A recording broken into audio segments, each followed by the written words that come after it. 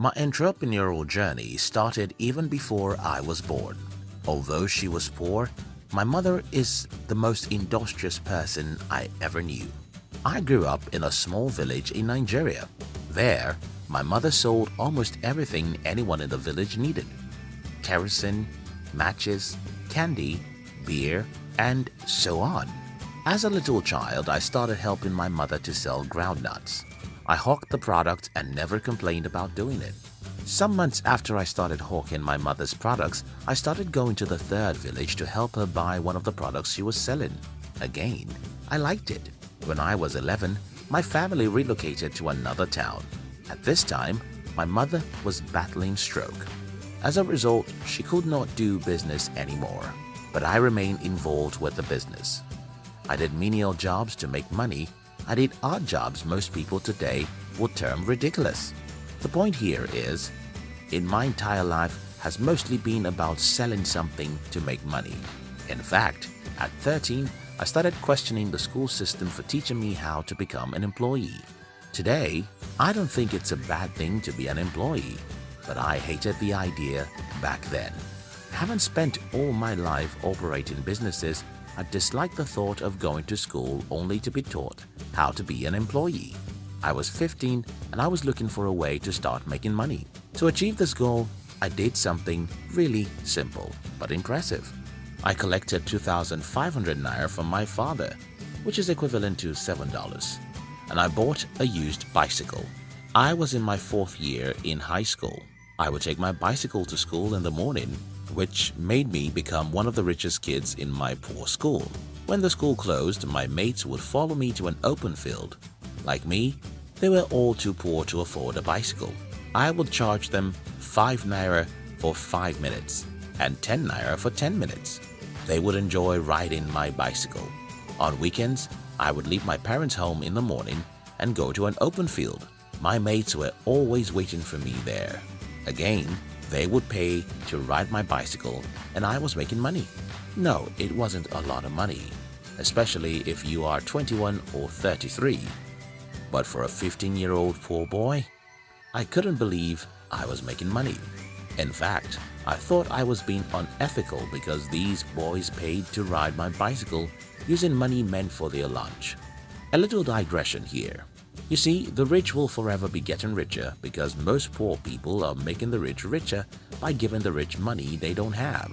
A good example is what happened last year when Apple released a new phone. A 2018 survey by Wallet Hub asked participants if they were willing to borrow money to buy a new iPhone. Nearly 28 million Americans said that they were willing to go into debt to buy a new iPhone. Think about that for a moment. Apple is a trillion-dollar company. All the top shareholders of the company are billionaires.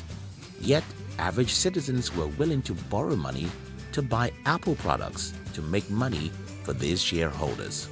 At 15, I was worried I was cheating my mates of their money. But in retrospect, I have no regrets. I have since learned that humans make decisions based on emotions. That's why we go into debt to buy new cars. Very few want to buy used, cheap cars. We spend on what we want rather than what we need. Let's continue my story. After making money with my bicycle for 1 year, I sold it for the exact amount I bought it. Then I bought a photo camera. I would take my camera to school, and during the lunch break, my mates and I would go to the back of the school. Using banana trees and fish ponds as backgrounds, I would take their pictures there. It cost 18 naira to produce a photo, but I would charge 60 naira for my photos. I was making so much profit, I didn't believe making money was that easy. Before I was an adult, I was a business enthusiast. I love to build businesses and provide solutions to people while making money along the way. Listen, you probably think I was lucky because my mother was industrious. Well, you're right. Perhaps I wouldn't have become an entrepreneur if my mother was a doctor or a lawyer. But does this mean I was born an entrepreneur? Well, I don't think so. Entrepreneurs are made, not born. Entrepreneurship is a skill, just like music, leadership, or even science. Anyone can fall in love with entrepreneurship, but there's a big problem, and that is society and school. Most parts of the world have a school system that tries to make everyone an employee. Again, it's not wrong to be an employee, but I honestly think that it's stupid for schools to teach every kid to be an employee.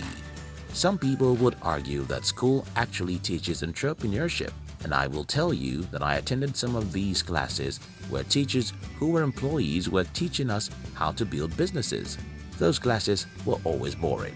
You simply cannot give what you don't have. Another point here is that we can't build a school system that punishes mistakes and still hopes to train entrepreneurs.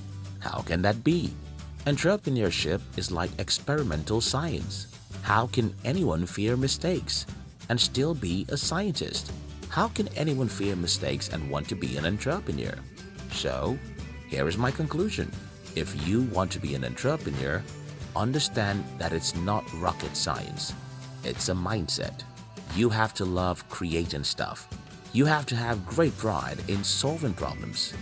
You have to love the process of trying, and you have to stop making rich people richer and figure out how to get other people to pay you money instead.